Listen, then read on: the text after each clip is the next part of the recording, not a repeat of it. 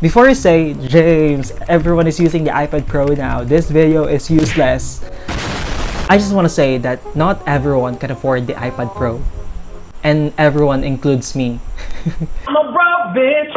And second of all, there's no harm really in leaning towards a product that could get you started in digital arts or digital note-taking while saving up for a better equipment. If you've watched my past vlog, the one where I prepared for a new semester, you probably saw that I recently purchased my very first drawing tablet. Ito, the Huion 420 drawing tablet. And I mainly bought a drawing tablet for digital note-taking and digital arts. So yeah, ito na siya.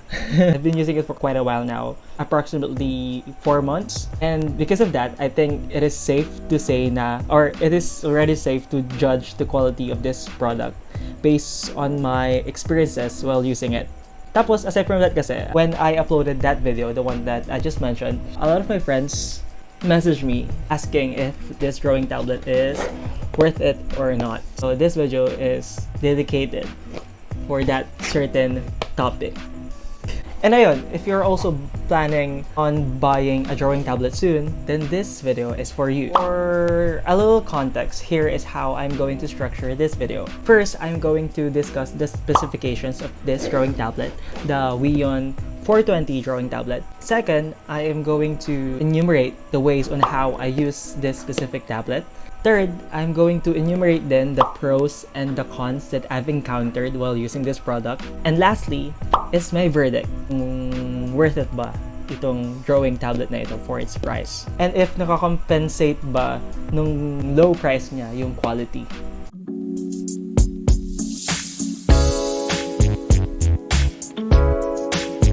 So I'm not gonna dig deeper sa specifications, yung mga highfalutin words. Like, kunwari, sa pen technology niya, it uses an active electromagnetic resonance something. I'm not gonna discuss that. I'm just going to focus sa mga basic features, like yung usually na tinitingnan talaga natin when we purchase a drawing tablet. When I received this specific tablet, yung box niya contains the actual graphic tablet, of course. Then mayroong drawing pen, which is not rechargeable, by the way. Kailangan ng battery for it to function. It also comes with a USB cable because the drawing tablet cannot be connected via Bluetooth. So, need mo talaga siyang i-connect directly to your device. It also comes with extra pen nibs and the user manual. Ayun lang. Yung drawing tablet, ang size niya is 176 by 111 by 7.5 millimeters. Tapos, hindi yun yung working area niya kasi meron lang talagang designated area where madidetect yung pen mo dun sa device mo. Hindi yung buong drawing tablet na yun is available for you to work on. There is just a specific working area which is smaller than the tablet, of course. Ang size lang ng working area mo is 4.17 by 2.23 inches. It's only supported sa Windows 7 or later for Windows users. For Mac users naman, ang kailangan mong Mac OS is 10.8 or later. For the weight of this drawing tablet, it only weighs 167 grams. So yun, super gaan lang talaga niya, as in. And yeah, that's it with the actual drawing tablet. Let's move on to the pen. Yung pen niya, it is very lightweight din. Like, when I was using it, hindi siya nakakangawit sa kamay, hindi rin siya mabigat sa kamay, and comfortable siyang gamitin kasi, oh my god! Yung pen is clickable. Parang, para siyang actual pen. So, kapag clinic mo, gagana. Kapag clinic mo, hindi na siya gagana. And by the way, when I received the drawing tablet, did not come with batteries for the pens. So I still needed to go to the market to buy a specific battery for this. AAA ata to.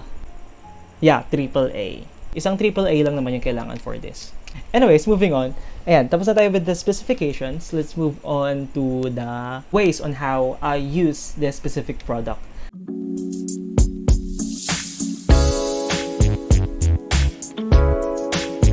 I just use this drawing tablet in 3 ways. First, I use this to highlight my text, highlight my readings. Though I've been highlighting naman my readings na just using the trackpad of my laptop.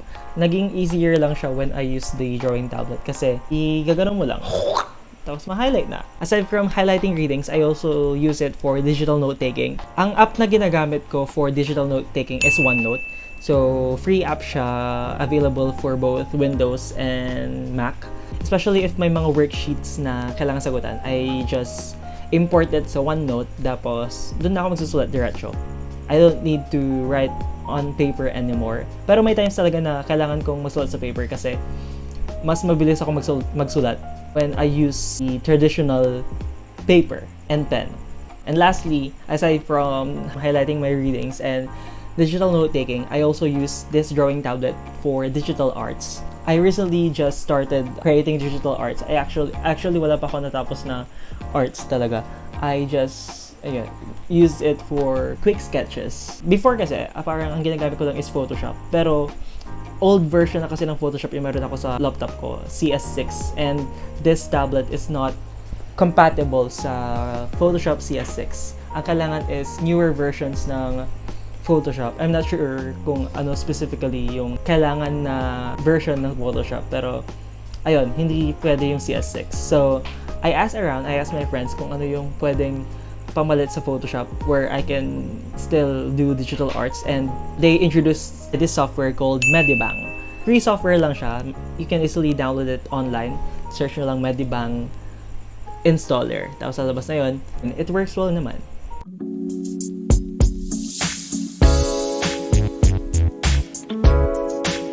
We are now in the third part of this video wherein I'm going to enumerate the pros and the cons that I've encountered while using this product. And let's start with the pros kasi ewan ko, yun yung palagi na i-start ng mga tao, pros. First na sinulat ko dito sa pros is it is cheap. So it is only 699 pesos, tapos ginamitan ko pa siya ng Shopee coins ko, so nabawasan pa yun ng mga 50. At first talaga, I'm really expecting na super mahal ng mga drawing tablets. Hindi naman talaga ako digital artist, so I'm not really aware kung magkano talaga yung presyohan ng mga drawing tablets. Pero this is the cheapest drawing tablet that I've seen. And aside from the price, the pen is very responsive. Like, meron siyang pressure sensitivity na I did not really expect for its price. Kasi, usually kasi, ang ina-expect ko, yung pressure sensitivity can only be found sa mga mas mahal na tablets. Sa mga Wacom, ganyan-ganyan. I did not expect na meron na palang pressure sensitivity yung drawing tablet na ito. For the third pro, actually this pro can be up for debate pa. Pero for me, it is a pro na it is small, lightweight, and compact. Like, yung size niya is good for me, especially since I don't really have a large desk area, so it does not take up a lot of space. Since it is compact nga, it is very lightweight. I can easily bring it anywhere. Ayan, tapos na tayo with the pros. Let's move on to the cons. Ang first na nilagay ko dito is this tablet is very fragile. Since it is lightweight nga, tapos manipis din siya, it can be easily broken, especially kapag nahulog. So yeah, I think it is really fragile, so double ingat na lang kung ganon. Another con that I've written here is it is not compatible with my phone.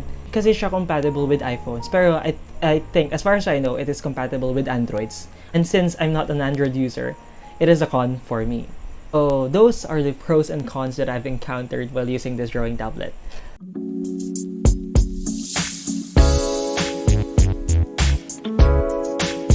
For the verdict, for the final words. Hello. So apparently, I've accidentally deleted the clips for the verdict part.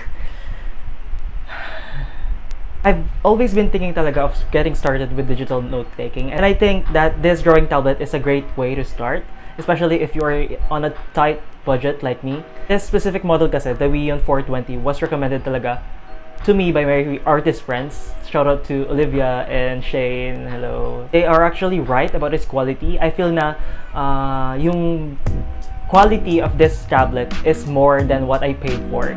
Kasi it's really super cheap. Like, I was not disappointed at all while using it.